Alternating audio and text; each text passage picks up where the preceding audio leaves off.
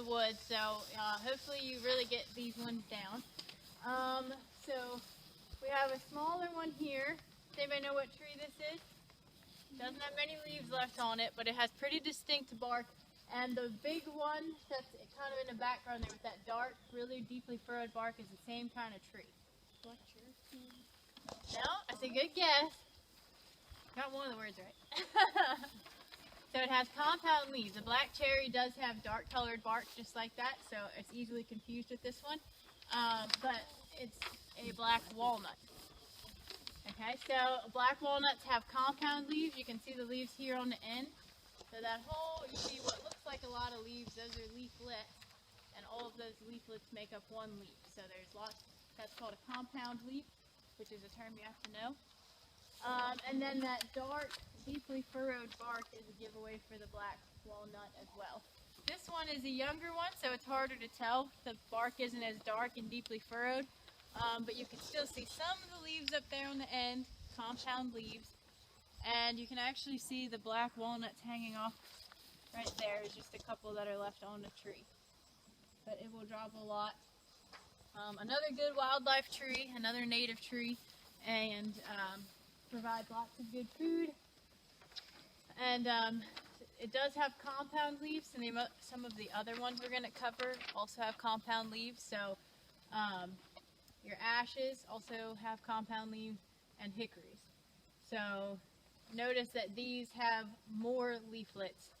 This can have like 7 to 9 or even 11 leaflets on it, whereas an ash might only have 5 and a hickory would have 5 to 7. So if you see a lot of little leaflets on it, it looks almost like a palm a little bit, palm tree kind of. That's a black walnut. And again, that really dark, deeply furrowed bark will tell you it's a black walnut too. Autumn, I don't see it on the list. Another one here that's probably one of the easier ones. It's pretty distinct looking from the rest. It's an evergreen. Does anybody know what this one is? Yep, this is your eastern red cedar. So make sure you have the full name. And actually there's a praying mantis nest on it. That's pretty cool. So a lot of times you get Christmas trees, they'll have praying mantis nests if you get a live Christmas tree. So what you should do if you see one of these in your Christmas tree is just cut off the branch and stick it outside somewhere, like up off the ground a little bit, so they don't hatch out in your house, because being warm in the house might make them hatch out in the house. So there's praying mantis nest, fun little side note. So this is an eastern red cedar, which is actually a little bit confusing because it's actually a juniper, but its common name is an eastern red cedar. It's got scales instead of needles, so we're going to go over the pines in a second, but those don't look like pine needles, right? They're if you look at them up close, they're actually a bunch of little scales, and so that's how you know it's an evergreen, but it's not a pine. Pines have needles, and they grow in bunches. So, you know, spruces and firs, which we don't have on here, they have needles as well, but they don't grow in what we call fascicles, which are little bunches. So eastern red cedar is another one that's good for wildlife. We have all of our good wildlife trees first here. And they're evergreen, so they provide shelter and habitat in the winter. And they have berries that give good food for wildlife as well. So eastern red cedar, one of your few evergreens on the list. Any questions? Different ones to look at here on this side. Got a little bit more diversity. We have a bunch that are all the same kind in the back there with the really smooth gray bark, and they still have some leaves on the top. Does anybody know what those are? Have a guess? Yeah, that's right. They're tulip poplar. So one of the most common trees in the county. They're used a lot for timber and things like that. They grow really tall, straight trunks. The leaves, this one right here gives you a good example. They say they look like a cat face, so you can see that big green pallets, like whiskers on the side and 2 ears at the top. And when they're young, they have really smooth bark like that, and when they get older, they'll often have kind of ridged bark at the bottom and then smooth bark at the top. So we'll see some bigger ones over here, and you'll see what I'm talking about. But when they're younger, like this, they all, you can see all of those younger ones there have really smooth, light gray bark at the bottom. So those are your tulip poplars, like I said, one of the most common ones around here. Alright, so here we have a little bit harder one. There's a lot of these all along the edge here. So this is one right over our heads, and that one with the multiple trunks back there that's larger is the same thing. Does anybody know what that one is? It has compound leaves. You can see some are left up there, but it's hard because there's not many. Here's some right here over our head. It is a black locust, yeah. So one of our other ones that has compound leaves. So we had our black walnut over there, and here we have black locust. We'll see black walnut and locust together down here so you can compare them side by side in a little bit. But if you look at the leaves that are left on the end of this one, like I said, compound, so multiple leaflets, but each leaflet is round. It's not pointy or teardrop shaped like a normal leaf. It's round or oval shaped. I always think that they look like little coins on the end of the leaf or something. So not quite round, but definitely oval and no points. Black locusts have thorns on the younger growth, so the branches up near the top would have thorns.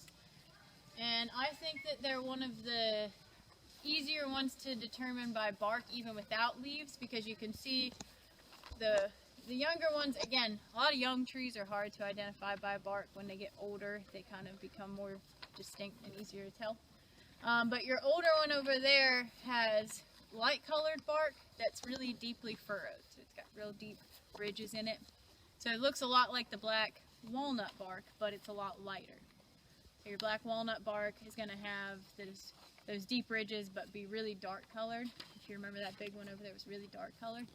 This one has really deep ridges, but is light colored. And then my last ID trick for this one is, even in winter, you've got the light, deeply furrowed bark, and then at the ends, I always the branches are real skinny and kind of knobby looking. They kind of remind me of like witches' fingers or something. Like they just look kind of scary and ominous, real thin and kind of, I don't know, gnarly looking.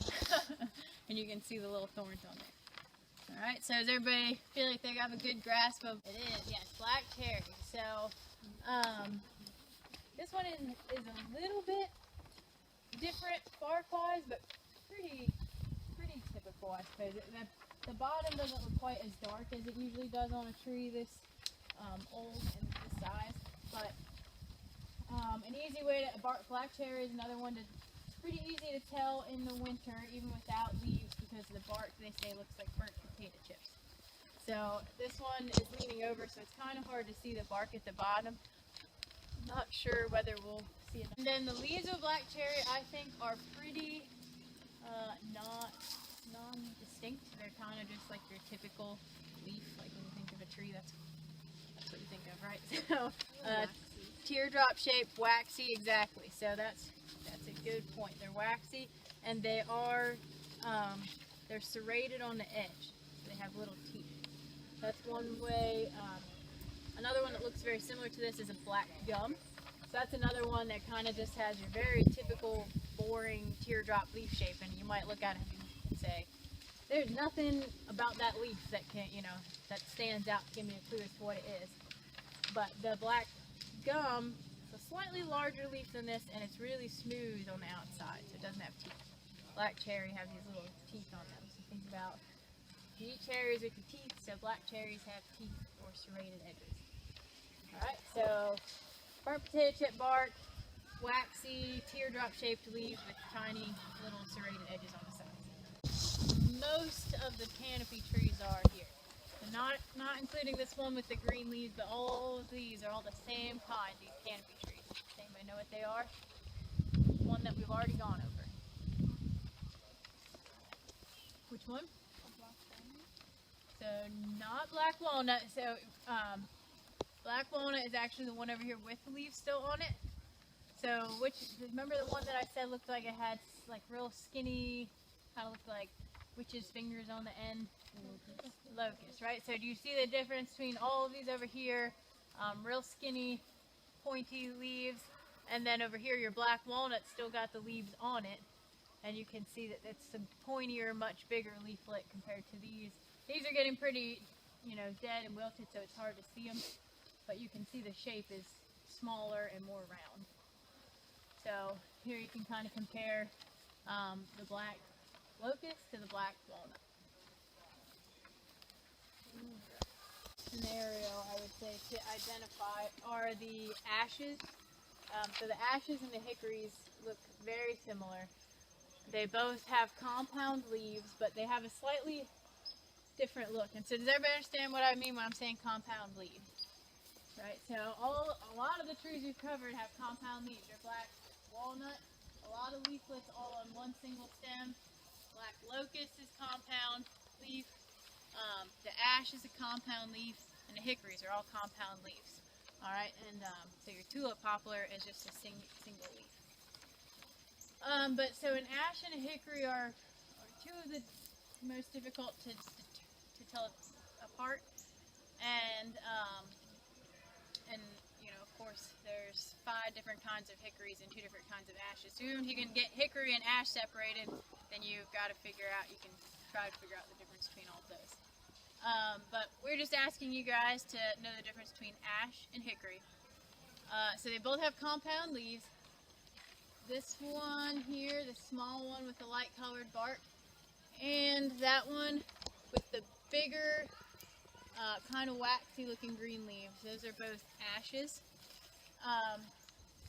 You can tell because, again, they have a compound leaf, but they're only going to have, ashes usually only have 5 to maybe 7 leaflets. Alright, so fewer than your black walnut, which has a lot, right? Look how many of those have. So, you can tell an ash from a hickory because an ash is one of the only 3 trees that has opposite branching. So, we remember the acronym MAD, maple, ash, and dogwood are the only 3 trees that have opposite branching, which means their branches, not their leaflets, but the actual branches, come out directly across the branch. You see how these 2 branches come out directly across each other in the same spot. Same thing with these 2, and these 2, and these 2. So that's how you know it's an ash and not a hickory.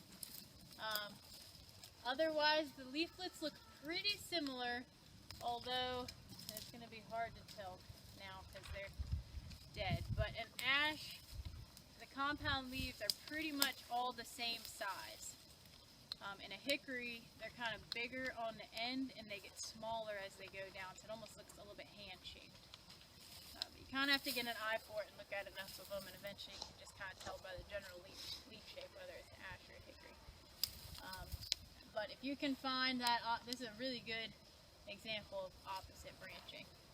I don't like going off of opposite or alternate because I feel like you can always find one of each on every tree.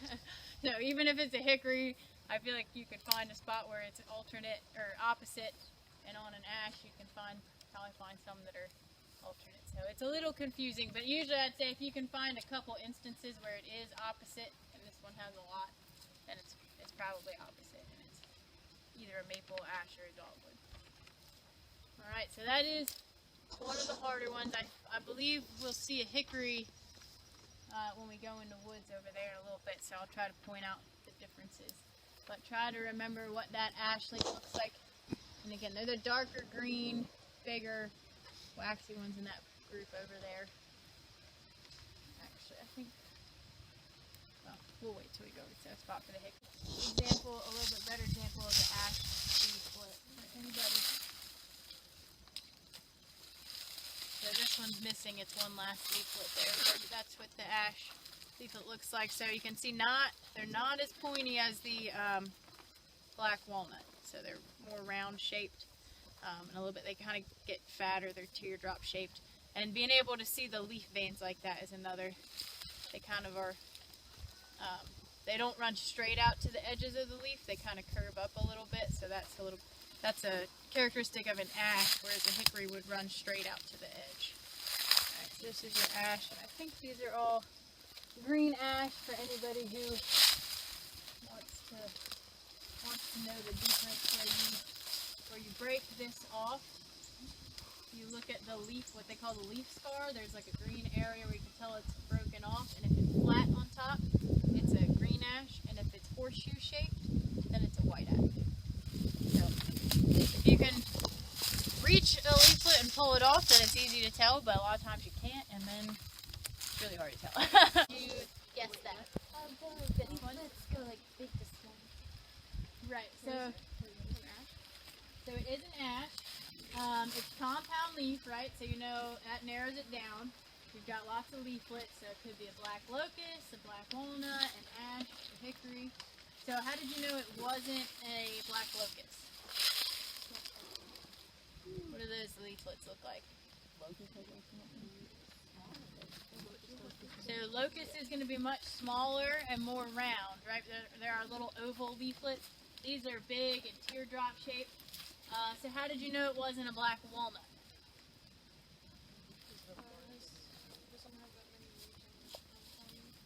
Right, so it has fewer leaflets. They're more spread out. A black walnut is going to have a lot of leaflets, like really close together. The leaflets are a little skinnier than this. These are bigger. And what about the branching of an ash? Opposite. Good. So that would be your telltale thing. Is the opposite. You can see the branches coming off directly across to each other there, and here. So good. That's your ash, and I would assume it's probably a green ash again. All right. So one more new one that we haven't covered yet. Down here, I don't see any other ones, but there is a lot of them. Find a good leaf. So how about all the, and so there's your black locust. I'm out on the new one, but so black locust, look at how those, then your ash. Okay. Alright, so for a new one, we have a bunch of little guys here, and then that big one with all the seed pods are all the same thing. Anybody have a guess as to what those could be? I think it's on your list. Redbud. What was that? Redbud. It is, yep. Eastern redbud, good job. And what made you think it was that? The heart-shaped leaves. Yes, exactly. So it had heart-shaped leaves, and the seed pods on it are also kind of a giveaway. Hold on just a second here. Hi, Rachel. When they're small, if they didn't have leaves on these small guys, I wouldn't be able to tell what they are. When they're bigger, this guy over here is much bigger. It's got that flaky, dark-colored bark, a little bit like a black cherry. But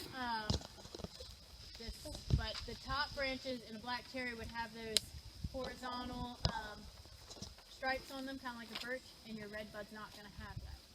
So a redbud is a nitrogen fixer, which means it takes nitrogen in the form that it's in the air and converts it into a form that can be used by other plants. So there's only a few plants that can do that. A redbud is one, and actually a black locust is another. And they are I believe they're in the bean family, and they actually, you can see the kind of seed pods look a little bit like beans as well. So there's redbud. The biggest thing is the heart-shaped leaves. That definitely gives it away. And then the older trees have the peeling bark. So, any questions on those? So that is actually poison ivy. So everybody should get a good look at it. Poison ivy is actually one of the harder things, I think, in the woods to identify. It can look a lot of different ways.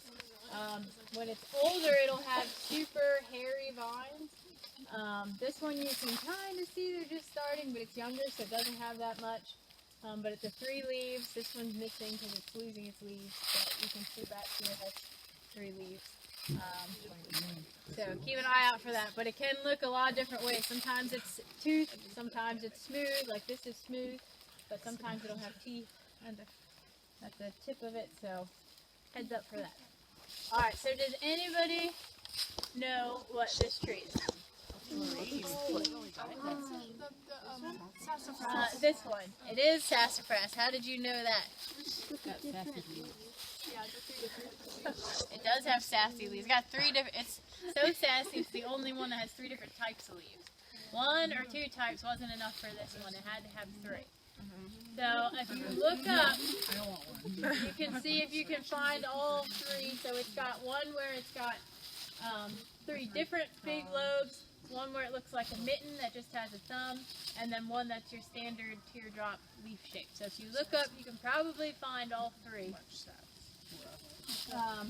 And I think the bark of these is not easy to tell apart. When they get really old, it gets blocky, almost looks like that there. I'm actually not sure what kind of tree that is, but a big sassafras has blocky bark like that. But otherwise, without the leaves, I think sassafras is hard to tell. But with the leaves, it's really easy because they have 3 different types of leaves. Up there. And what is the one that we said has really, we've gone over a couple that have really deeply furrowed bark, but this one has dark, deeply furrowed bark. Black walnut, exactly. Oh! Yeah, nice to know right this time. And what did we say these ones were? Pawpaw. Good. You guys got the pawpaws down. We're basically going to go through and fill all these out to practice all the cool things that you might have to do on the test. So the first one is we're just going to measure out count your paces for 66 feet. So in forestry, a lot of times foresters use a chain as a measurement, and a chain is 66 feet, which I know seems like an awkward number, but that's just what it is. So we're going to measure out how many paces it takes. So on the test, I might not measure out 66 feet for you. You might have to pace it out yourself. Or I might have set up a set distance and you have to tell me, is it 1 chain, is it a chain and a half, and measure it based off your paces. Okay, so what you want to do is walk from here.